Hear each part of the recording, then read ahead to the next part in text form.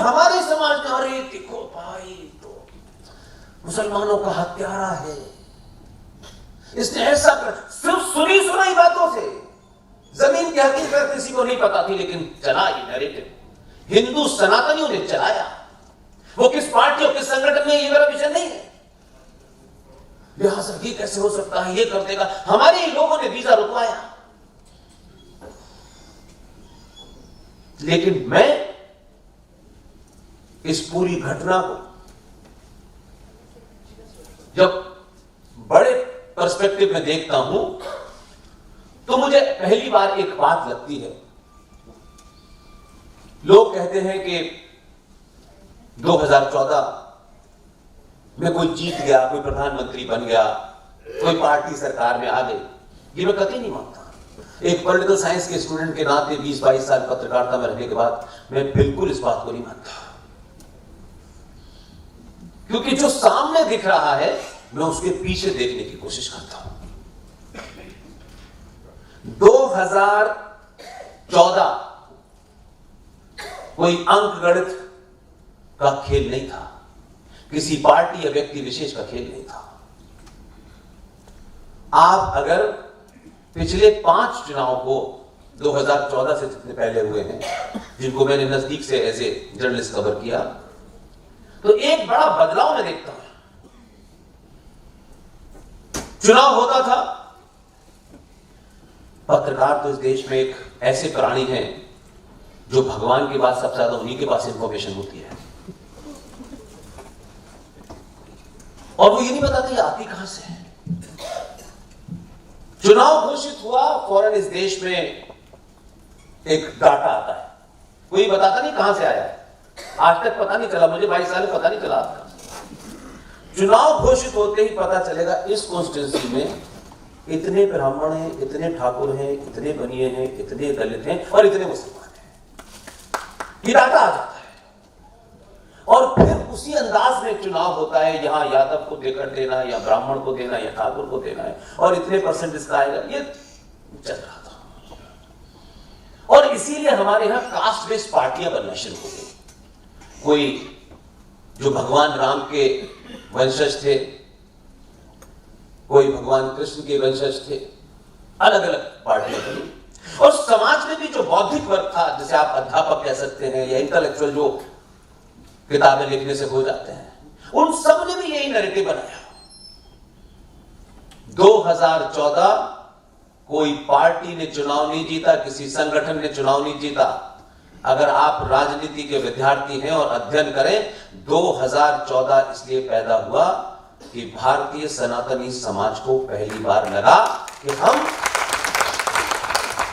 हम यादव, ठाकुर, बनिया, ब्राह्मण नहीं हैं, हम सनातनी हिंदू हैं। और जब सनातनी हिंदू होकर आपने वोट दिया तो प्रधानमंत्री पहले तय हो गया, बाद में प्रधानमंत्री बना।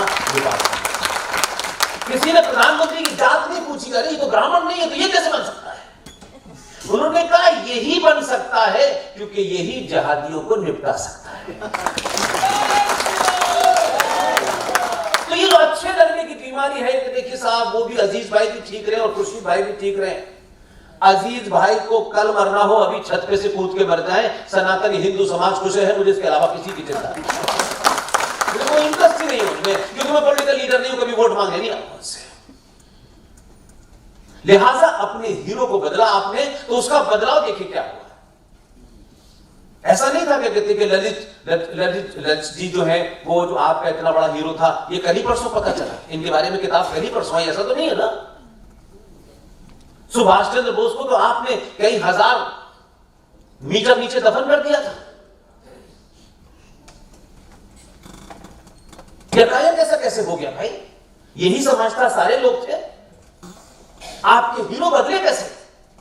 क्योंकि आप अपने हीरो बदलने के लिए वोट थोड़ी देते थे। आप तो 2 रुपए किलो चावल, 2 महीने की बिजली फ्री, इनकम टैक्स में छूट और जीएसटी में छूट, बस हमारा वोट ले लो। हम तो 700-800 साल के बाद इससे आगे बढ़े ही नहीं। आपके बच्चे को नौकरी नहीं मिल रही, बेरोजगारी बढ़ गई है। बच्चा 11th फेल है, बच्चा बेरोजगार है, मोदी जिम्मेदार है। हम कोई बात मतलब सिर्फ सब कह रहे हैं तो हम भी कह रहे हैं। हम शत्रु के बनाए नैरेटिव को चलाते हैं। इसलिए सबसे बड़ा जघन्य अपराध हमारे समाज के, मैं बहुत ब्लंट आदमी, ध्यान रखिएगा, माफ किसी को नहीं करता माइक के सामने, बड़े बड़े कथावाचक हैं। क्या बात है सर, कोई 4 करोड़ लेता है, कोई 5 करोड़ लेता है, कथावाचक। पहली बार मैंने सुना कि कथा भी करेंगे और पैसे भी लेंगे, और चलो ले भी लो, लेकिन कथा को आपने दुकान बना दिया है। मेरी मां, मेरी बहन, मेरी बेटी, मेरे बुजुर्ग कथा सुनने जाते हैं कि भगवान राम ने क्या किया, भगवान कृष्ण ने क्या किया। उस कथा को सुनते हैं ताकि जो पढ़ नहीं पाते हैं, जिनके पास समय नहीं है, इसलिए कथा सुनने जाते हैं। लेकिन कथावाचक प्योर कथा के लिए बना है, उसका काम नहीं है। कि कथा सुनाते सुनाते वो अली अली भी करने लगे और मौला मौला भी करने लगे। हमारी माओ बहनों को 4-4 घंटे सुनाएगा, वो पैसा भी देंगी, वो सब कुछ देंगी, पैसा हमसे लेगा और फिर कथा सुनाने के बाद कहेगा मुझे मुसलमानों के लिए स्कूल बनाने हैं। लेकिन हम सुन रहे हैं। ऐसे कथावाचकों का सार्वजनिक बहिष्कार कीजिए।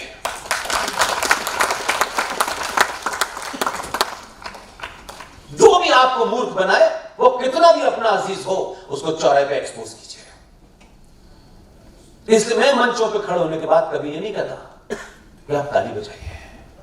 मैं जो भी तथ्य आपके सामने रखूं, अगर आपको 10 साल बाद भी लगे कि पुष्पेंद्र जी ने गलत बताया है, तो भी आप मुझे किसी चौराहे पे रोक के कहिएगा आप झूठ बोल रहे थे, मैं उसी दिन बोलना बंद कर दूंगा। इसलिए कि मैं कोई ताली बजाना, कोई मुझे लोगों को खुश करना है, कोई संगठन, मेरा इसके इशू ही नहीं है।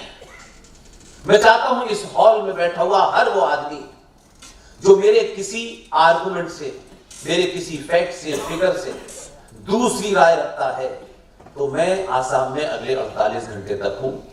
मुझे कहीं भी पकड़ के कहिएगा ये आपने शुद्ध रूप से गलत है, साबित कर दे, मैं कल का फंक्शन बगैर बोले वापस चला जाऊंगा। मेरे एजेंडे में कुछ भी ऐसा नहीं है जो मैं या हमारी टीम का कोई सदस्य अपने रहते हुए प्राप्त करना चाहता हूं। इसलिए जब आपको सच समझ में आ जाता है तो आपसे ज्यादा खतरनाक समाज में कोई नहीं होता।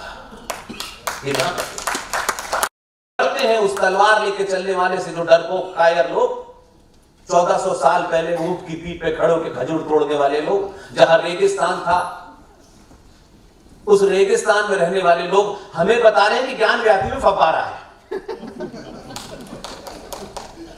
वो कहते हैं कि ताजमहल हमने बनाया है। एक टूटी दीवार नहीं मिलेगी अफगानिस्तान से लेके पूरे अरब में, लेकिन ताजमहल उन्होंने बनाया है। 2-4 ताजमहल दिखाएं कहीं अरब में बन रहे हो। इसे कहते हैं झूठे नैरेटिव को चलाना। हमने जो महापाप किया है वो सबसे बड़ा पाप यह है कि हमने बोला, कथाकारों ने बोला, हिंदू समाज के ठेकेदारों ने बोला, क्योंकि सबको अपनी दुकान चलानी है, लिहाजा ऐसी बात करो कि नाराज ना हो। सबसे बड़ा जघन्य अपराध भारतीय सनातनी हिंदू समाज के साथ हुआ कि कहा गया सारे धर्म बराबर हैं। जरा 2 बार सोचिएगा, दोहराइएगा अपने मन में कि सारे धर्म बराबर हैं। यह दुनिया का सबसे बड़ा झूठ है। और आप क्यों कहते हैं?